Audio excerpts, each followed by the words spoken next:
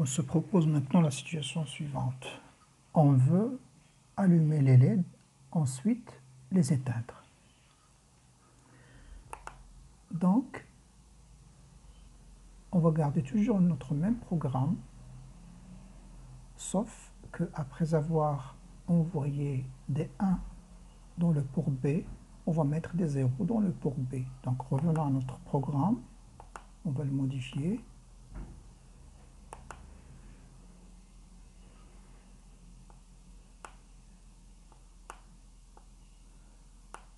Donc, après avoir mis FF dans le port B,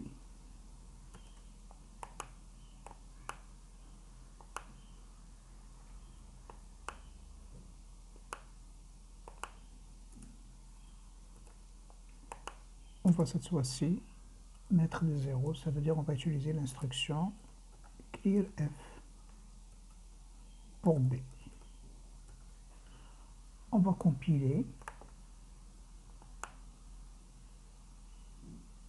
et on va voir ce que ça va donner dans la simulation.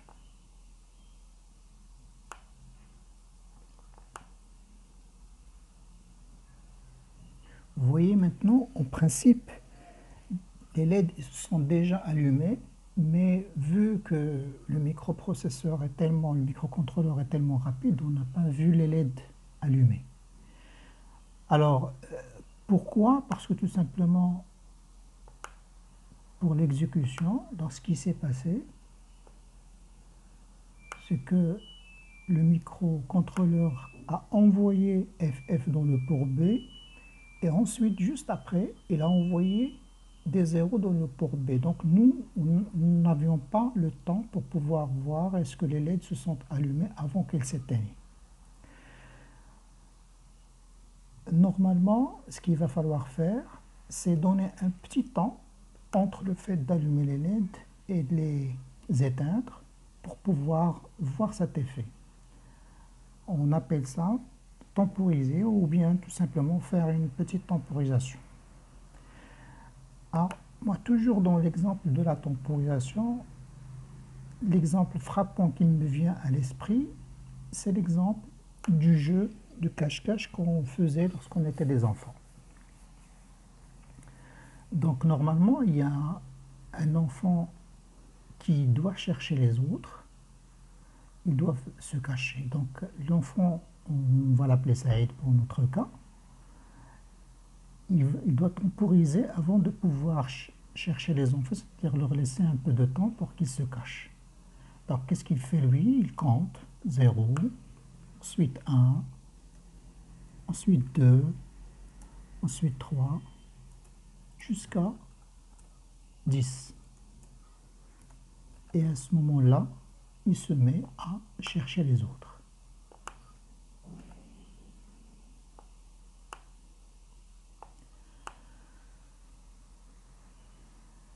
Cette idée-là nous ramène à l'idée qu'on veut réaliser pour la temporisation. Donc en fait, l'objectif c'est de réaliser un petit compteur. Mais avant de voir ça en détail, on va revenir sur le cas de Saïd. On va essayer de faire un petit organigramme. Alors au début, dans sa tête à lui, Saïd, il a 0. Dans la phase suivante, il va mettre 1. Dans la phase suivante, il va ajouter un autre 1 pour avoir 2, et ainsi de suite jusqu'à 10. On peut schématiser l'organigramme autrement. Dire tout simplement qu'au début, Saïd va mettre dans sa tête 0, puis à chaque fois, il va ajouter 1 à la valeur précédente. Et il ne va s'arrêter que lorsqu'il trouve 10, c'est-à-dire à chaque fois, il va ajouter 1 et tester. S'il est égal à 10, il va sortir, il va finir le comptage. Sinon, il doit encore revenir pour pouvoir ajouter un nouvel 1. Alors, ça c'est pour le jeu de cache-cache. Nous, ce qui nous intéresse, c'est le principe. Alors, on va essayer de schématiser ce principe à notre cas. C'est-à-dire de simplement remplacer la temporisation qu'a fait Saïd avec, dans notre pic. Donc, on va remplacer Saïd par une case mémoire. Donc, au début, la case mémoire, on va y mettre 0. Ensuite, on va ajouter à ce que contenait la case mémoire 1. Et une fois qu'on arrivera à la valeur maximale, dans notre cas c'est FF parce qu'on travaille avec 8 bits, bon, cette valeur, on peut la changer en fonction de la valeur maximale qu'on veut. Alors si on a atteint cette valeur, tant mieux, on va sortir, c'est-à-dire on a fini de faire le comptage, ben sinon on revient pour refaire la même opération, c'est-à-dire ajouter à chaque fois un 1 au contenu de la case mémoire 0x de 0.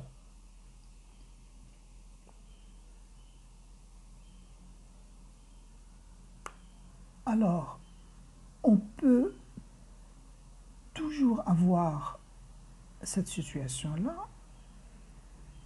lorsqu'on ajoute un 1, donc on dit qu'on incrémente, c'est-à-dire à chaque fois on ajoute un 1 dans la case mémoire d'adresse 0, l'adresse 0x de 0, c'est-à-dire l'adresse de 0, d'accord?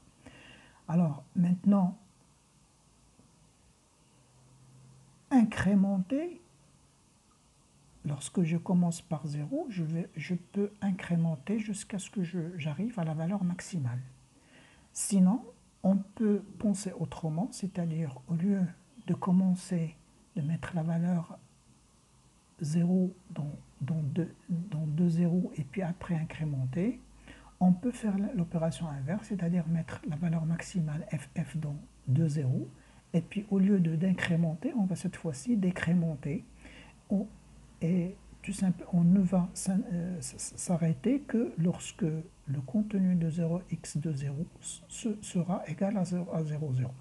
Donc, on optera pour cette situation, c'est-à-dire au lieu d'incrémenter, au lieu de mettre une valeur minimale et incrémenter pour atteindre une valeur maximale, on commence par la valeur maximale et on décrémente jusqu'à arriver à 0. Alors, voyons voir maintenant si on veut traduire cette séquence en un programme. Donc, je commence, alors je mets FF dans la case mémoire d'adresse de 0, donc move LW 0xFF, et ensuite je mets move WF pour transférer le contenu de W qui était FF vers 2.0. Après, je vais décrémenter la case mémoire d'adresse de 0. Donc nous avons l'instruction decf, donc qui permettra de décrémenter. Donc je décrémente. Et une fois que je décrémente, je dois tester est-ce que la case mémoire d'adresse de 0, est-ce qu'elle va contenir 0, 0.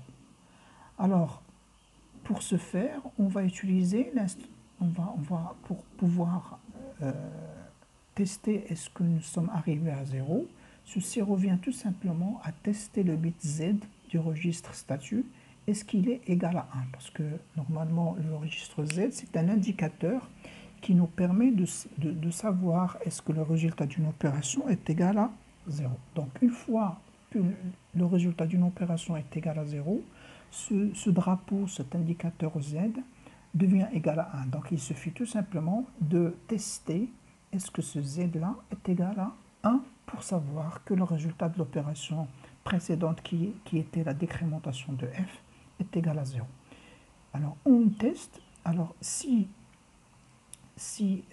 le Z n'est pas égal à 1, donc on va revenir à SO.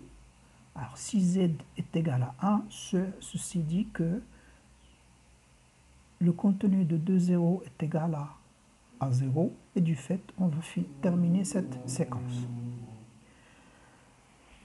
Alors, pour tester le contenu de 0, ce qu'il est égal à 0, nous avons tout d'abord décrémenté et testé. Alors, toutefois, dans le PIC 16F877, dans le jeu d'instruction, il y a une autre instruction qui s'appelle decfsz.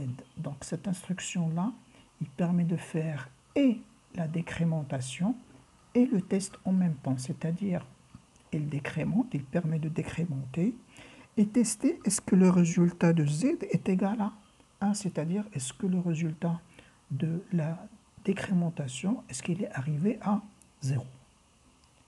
Alors, c'est la même chose que ce que nous avons vu tout à l'heure, sauf que ici, nous avons économisé une instruction. C'est-à-dire là, nous avions decf 020 et btfss statut z. Là, on fait les deux instructions en une seule, ce qui nous permettra d'économiser une instruction. Donc, ce que nous allons essayer de faire, c'est prendre ce bout de code et le mettre dans le programme de tout à l'heure. Donc, on va revenir à notre programme. Donc là, avant d'éteindre la LED, on va pouvoir coller le bout de programme que nous avions tout à l'heure. Donc là,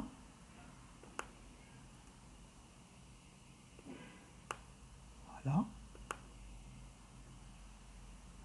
Donc ici,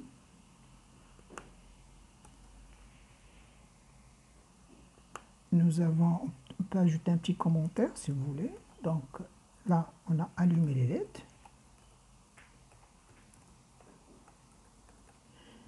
Et là, on veut éteindre les LED.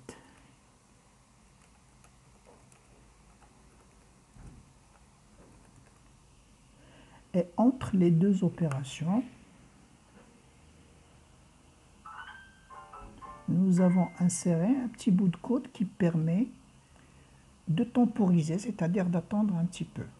Alors, essayons de voir maintenant l'effet de ce que nous avons ajouté comme code. C'est-à-dire ce bout-là, d'ici jusqu'au là.